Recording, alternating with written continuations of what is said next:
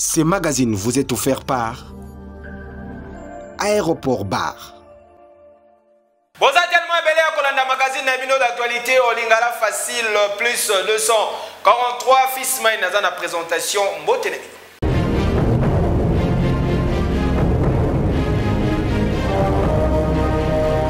Na qualité ya président d'exercice ya Union africaine ne sengel boye ba chef de l'État ya RDC Félix Antoine Tshisekedi Tshilombo azalaki na tribune ya COP 26 ezali kosala makuna na Écosse avec impact au pays d'origine bolanda.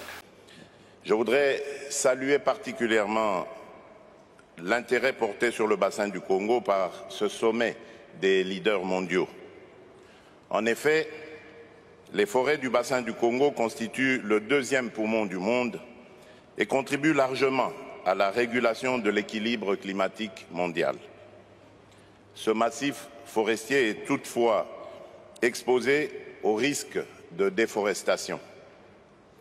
Dans le cadre de la mise en œuvre effective de l'accord de Paris, il est impératif de tenir compte d'atténuer ces risques car autrement il en résulterait une crise écologique majeure. Dans le cadre de la Commission des forêts de l'Afrique centrale, la COMIFAC, les pays membres du bassin du Congo partagent la vision d'un avenir durable. À cet effet, ils focalisent leurs efforts sur l'amélioration des conditions de vie de leur population. Dans le but d'assurer que ces populations ne contribuent pas à dégrader les ressources forestières, les solutions alternatives leur proposées sont l'agriculture écologique, la production de l'énergie propre et durable, ainsi que la préservation des droits des communautés locales et des peuples autochtones. Au vu de sa prépondérance dans le bassin du Congo, la République démocratique du Congo, comme pays solution, porte une grande ambition climatique et tient à en assumer le leadership. Mesdames et messieurs, en ma qualité de président en exercice de l'Union africaine, j'ai récemment lancé le plan de relance verte pour l'Afrique qui vise à renforcer les mesures en faveur de la viabilité de l'environnement et de la prospérité en Afrique. Fidèle à cette ambition, la République démocratique du Congo a pris les résolutions suivantes. Accroître notre contribution déterminée au niveau national en l'apportant à 21% de réduction d'émissions de gaz à effet de serre à l'horizon 2030. Lancer un programme visant à planter 1 milliard d'arbres à l'horizon 2023, élargir notre mix énergétique en combinant l'hydroélectricité, le solaire, la biomasse, etc. Le plan national stratégique de développement ainsi que les politiques publiques sectorielles qui en découlent se fondent sur cette vision. C'est dans cette perspective que la République démocratique du Congo approuve la déclaration de ce sommet et se trouve disposée à travailler en partenariat avec d'autres pays en vue d'atteindre les objectifs que nous nous sommes assignés. Je vous remercie. Merci. Merci, Monsieur le Président. L'Assemblée nationale a adopté un projet de loi portant prorogation et état de siège pour une 11e fois consécutive dans la province de Nord Kivu et Ituri.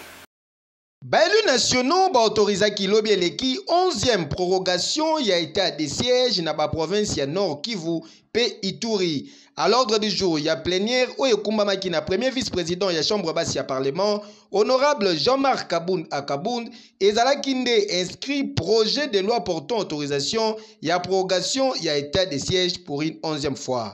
Sur 342 députés qui ont pris part au vote, 335 ont voté oui, 6 ont voté non,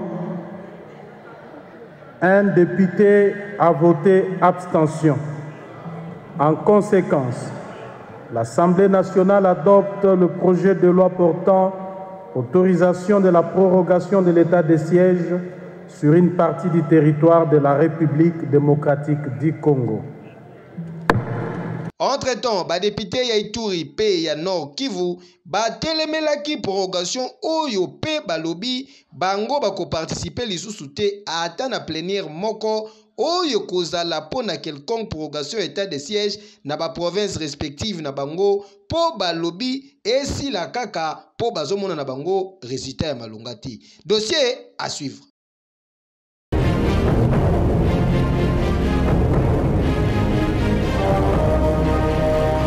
Après incursion rebelle ya ba CPC na Bukavu, tozali bongo na province ya Sud Kivu sengeli boye bake mboka ezongi sous contrôle ya ba force royale bozobaki. Au terme ya conseil de sécurité oyo salami na gouvernorat ya province ya Sud Kivu suite ya incursion armée ya ba combattant ya groupe CPC na butu ya mardi 2 kino mercredi 3 novembre 2021. Gouverneur ya province Théo Ngwapidje atalisi boye. Face à cette attaque, nos forces de défense et de sécurité, la police nationale congolaise et les FARDC ont procédé à l'anéantissement de ces forces négatives. Dans ces affrontements, on a tué 6 assaillants, 4 blessés, 36 assaillants capturés qui sont devant nous. On a récupéré 14 armes de guerre. Et malheureusement, de notre côté, nous avons perdu 3 hommes. Des FARDC et un de la PENS. Comme je l'ai dit très tôt le matin, nous avons suivi cette situation tout au long de la nuit. La situation aujourd'hui de la ville de Bukavu est sous contrôle. Et surtout, dans le calme, de vaquer à leurs occupations habituelles. Bukavu n'est pas tombé. Nous sommes à Bukavu ici, je vous parle.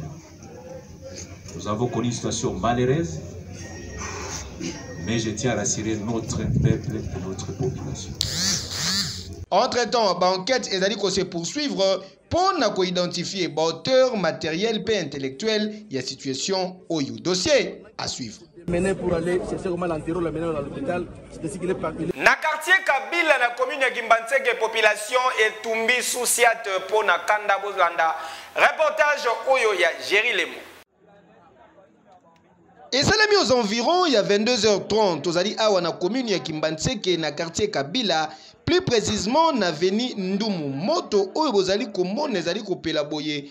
Et Zalinde souciat ya la police babuki yango batumbi yango et pas ba jeune garçon ya quartier pour selon bango ba policiers diront patrouille na bango ba betaki masasi oyo bomaki moko kati na bango yango basiliki bayaki awa ba policier tui la musi ya zaza basundola souciat na kanda wana nde batumbi souciat pemi tuka ba moto oyo ezalaki wana yoka lisolo registre na olubabuye omoni ba policier oyo abiso awa so bana sala ronde ba otambula bakendaki so boye bakokutana na bapeti moko bakuna kuna na bar le bakutani na bar kuna babetaki masasi kobeta babeti masasi ezwi mwana moko lero ezwi mwana wana bakamarade esiko bayolanda bapolisier bayolanda bapolisier bakimi bayaki na koro wana se baye na koro wana siko bayolanda bapolisier basala nini bapalanga bapeti wa bazongi kozonga bazongi bakozwa renfort le bayozwa renfort bazwi koro babwaka toke natali koro le baozonga siko bapeti o nyonso to kuna kuna le baye boye babandi kobuka moto ebandi batumbi kecho oyo ezalaki ya babuki yango paraprise na yasi wana eza wana. En tout cas, esengeli éclairage emonana pona likambo oyo nani abomi mutu pe abomi ye pona nini. Kejo.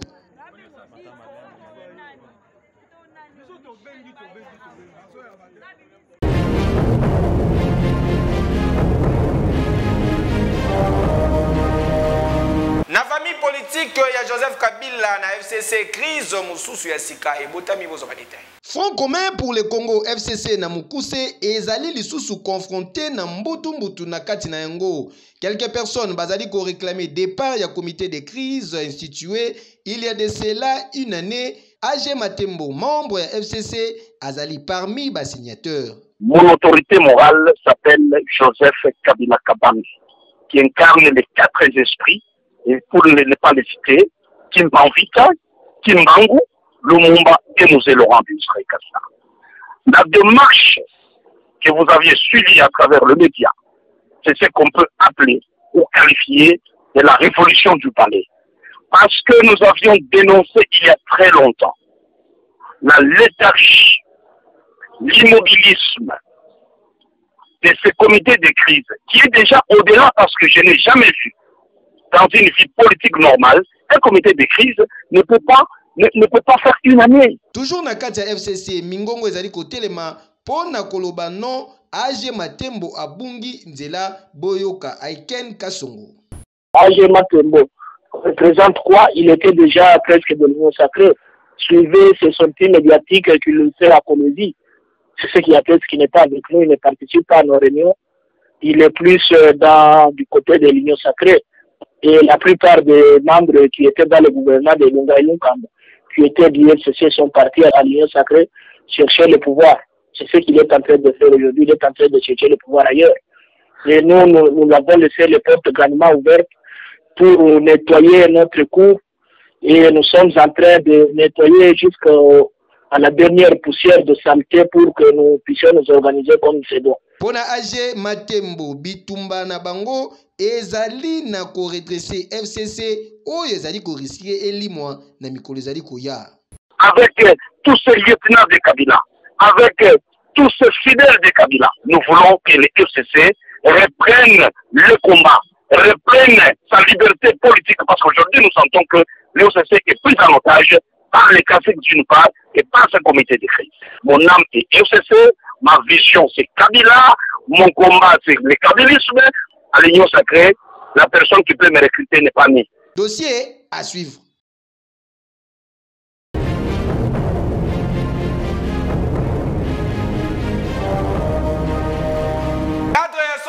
Esika malamu pona ba manifestation na bino nyonso na kosa bino te salle de fête bon rêve na commune ya Lingwala juste kaka na rond-point Wileri Sokotali Mupanzi oza mobimba oyo wapi. Kinshasa yokelanga nanu eloko oyo yaboye nanu ezala te poto ekiti na Kinshasa groupe Gérant de l'Éternel bamemeli bino salle de fête bon rêve bijou ya kitoko boye cadre idéal pour na ba manifestation na bino nyonso avec l'équipement de dernière génération, service ya qualité assurée, peu personnel qualifié pour na ko servir bino.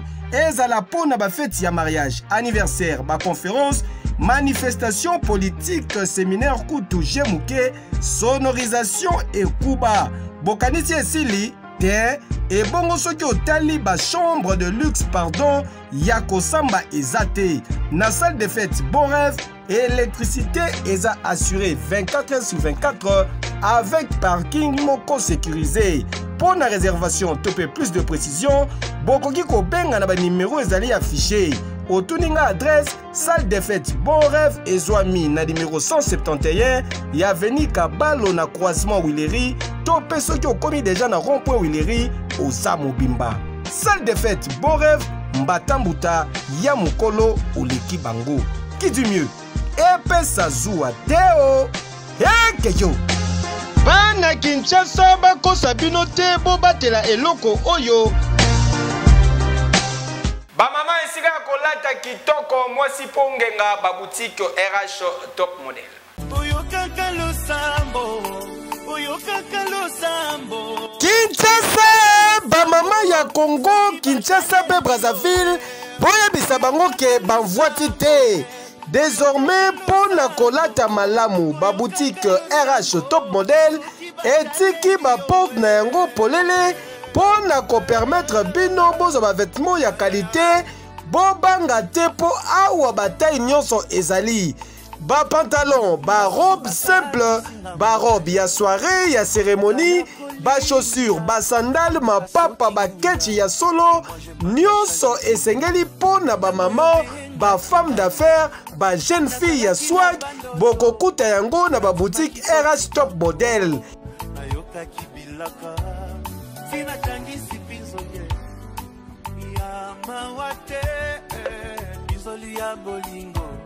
Pona moto alokoti ngai oyokaka losambo oyokaka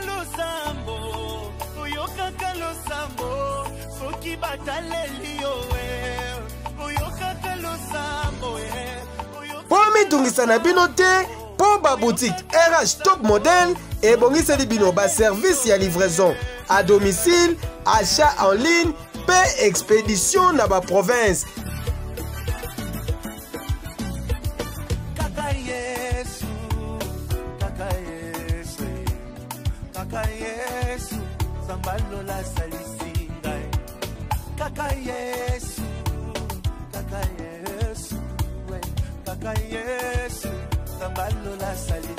Chante avec moi, on y va.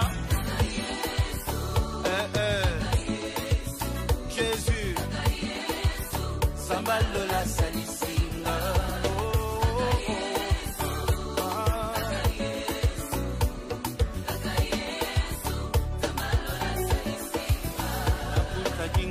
Katia pasi asalisi mituna nanga ezui piano. Pour na plus de précision, bokoki kobenga na ba numéro ezali affiché to pe boleki na ba boutique RH Top Model oyo ezwami na avenue Colonel Lukusa na commune ya Gombe, référence premier shopping mall na premier niveau Oza Mobimba. Topé Mususu oyo ezwami na numéro 1 ya avenue Mont des Arts na commune ya Gombe, musika te na école cours Sénègue. Kasi boboza na teke ba boutique RH Top Model ezali polele du lundi kino dimanche de 9h à 20h, kasi dimanche na premier mall exceptionnellement de 13h à 19h.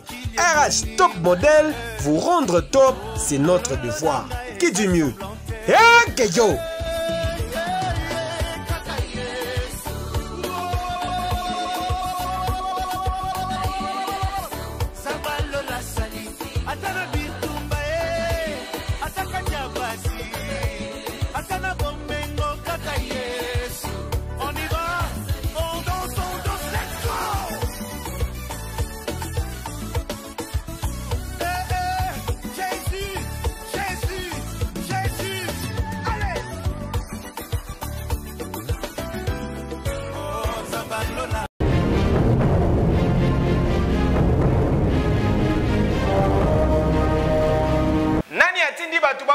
Bandaku na village Mbenzale tozali na quartier d'Aipen na commune Yantsele Luki Gilo reportage. Ezali pasi makasi makamweleki awa na quartier d'Aipen na commune Yantsele, plus précisément na village Mbenzale. Population oyo evandaka awa balamukaka na tongo boye bamoni basoda baye babandi kobuka bandaku sans document oyo ezali kojustifie mission na bango yoka lisolo. Toye epa na bino bokosa biso na ndako bakonzi badepute baministre ya affaires intérieures baministre ya justice balukela biso solution na ka oyo po lobi oyo tooloba bato balalaki libanda bato babimi ba JR baye babuki bandako balalisi bato libanda baye sans document ba JR baye baza au moins ata 18 siko bazoja ba civil bapesi ba civil ba marteau bazobuka bandako sans document sans eloko moko te baye kaka o toye kobuka bandako avec intimidation na ba arme na maboko. 13h30 tomonika mura koti abandi kobuka abandi kopanza abandi kobotola abandi kokena banda kunyoso babuki biloko na biso bamemi donc nyoso bakoka bado badina sona munoko baosala sabotage ni onde basali biso sabotage babi toza na droit kutu tokoloba te po kozata na droit ko réclamer te eloko na yo te tosoma mapango epa bafumu après avoir tokenda tina ba bureau du quartier nde bapesa biso ba livrer parcellaire. Papa nga na kondimelo kote osami awo parce que tobimisi mbongo na biso ya pasi tosombi esika oyo epa bafumu ozomona na minute osiko tola libanda na bana bandako babuki tozala nyonga mutu moko te tozimikana nyonso na commune tout et tout eza normal basoda JR bazoya awa bazo buka bukanda moko te ba accès loko moko te na mi to lingi ba dédommager bilo na biso o ba buki mabelo to somba ki ango za mabele na biso ba ko te ka pa mutu musute parce que tozo mona comme suspect c'est comme si bazo linga balimbo na biso ba tongo elengi ba limba te kala mutu mususu biso ba mama boye tozo mona pasi osomi mo esika po vanda kimia papa yo ye o BBC soki bayebi ke mabela neze ya bango bakokaki te kotekela biso bakokaki koloba bozo ko benga na batu mukanda moko te bureau du quartier yebite eloko moko pete tina minute oyo tozali koloba population bazali kolala libanda na se ya moi pe bamvula oyo ezali konoka mikolo yo na ba famille na bango s'il vous plaît yango basengi implication ya bakonzi ya mboka bamona clair na likambo oyo justice esalama Henke jo. La moni na ke bomana biloko na soya. Na ke pa ete tolali ya butu mobimba ba menacenga basali onyo so balingaki. Oh, siko na biloko na minute okay na biloko wapi. Na ke bombisa kuna pa ba petit frère a koto la moni mo ete tambula ndenge esali biso na bana.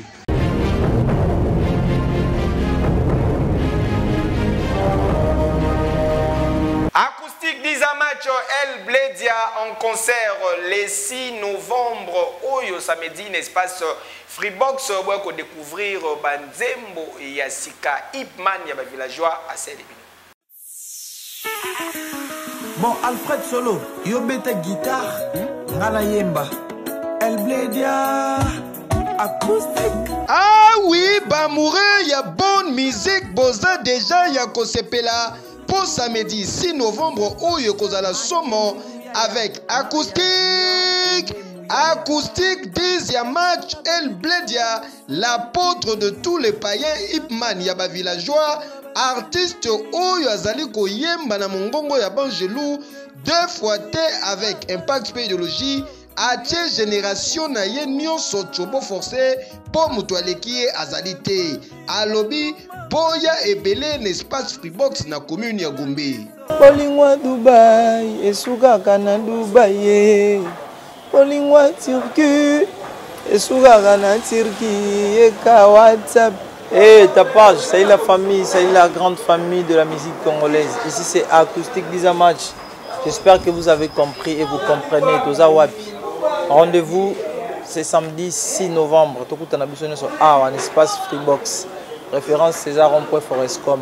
Venez danser, chanter avec moi, Acoustique d'Izamach, El Bled à la porte de tous les païens. Donc rendez-vous à ne pas manquer le 6 novembre à Wana Freebox, dans centre-ville.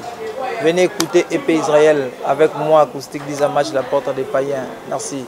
Événement à ne pas manquer, na $10 ya pamba pe $20 pour na VIP. Boya koyoka banzembo tiré na EP Israël. Ba titre lokola Bolingo ya Dubai, Ma Destinée, Top Class, Carnival, Les Mystérieux, Pekintenda. Maître Papa Badjekate.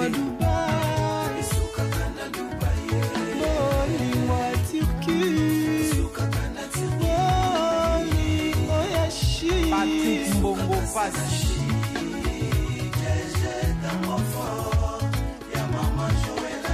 Maître Romaric, Jovic Ngongo, Djouma Seleman. Un seul rendez-vous, samedi 6 novembre de 15h à 21h. Une seule adresse, n'espace Freebox au Ezwami na commune ya Gombe. Référence Rond.Forescom aux Amobimba Oyo Wapi. Yekeyo. Les Anglais de Yolo, c'est le combat, Maître Kaka Baton. Jérémy Koumoula Ousmane, Kevin Sanchola, le mystérieux Junior Malaïsa, Lovis Mapuka.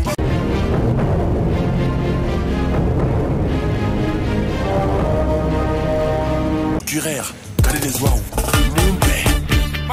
bana Kinshasa ya koloba mingi eza te bali koloba toto mbanga pasi babi maman na spectacle le 19 novembre de la star 1000 couleurs babi bengisi basere bino surtout balingaka de la star ba vrai chéri balingaka de la star le 19 novembre oyo babi tokutana biso tout na plaza na 16e espace pour la plaza une part ya babi droit d'entrée consommation.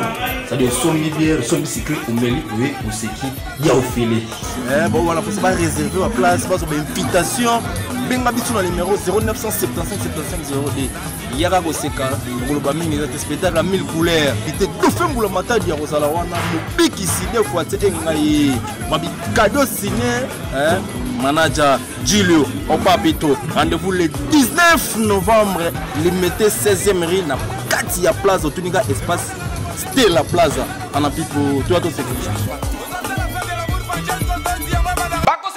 Esika ya malonga ya komela mwa loko, esika ya qualité pe ya kolia ba cuisine nyonso na prix ya kitoko ezali se na 315 avenue syndicat na commune ya Gombe na New Standing Club. Bokomona les grands managers Oscar de la Renta, pourquoi pas les vieux Richard Bamba. Vous comprenez que to komi na suka ya présentation édition ya mokolo lelo botika to dédié yango na Edith Kalema la carte Mwasi Nzambe à partir ya Afrique du Sud. Pourquoi pas Diki Kalema maître champagne mutasala kiti ya Yesu. Joyeux anniversaire na Tubi Fale Mauna Diombelia grand prêtre Mbotama Ela Muto fêté Tomela Tolia avec un pacte un peu idéologie. Pourquoi pas vous souhaiter le sous joyeux anniversaire na Ruth Futa Taylor Vandam et la presse congolaise. Bon c'est pas une édition ya mokola lelo bo pesa merci na mwana mobali oyo atondi na sima caméra Jerry Lemo l'infatigable l'imbattable asimbi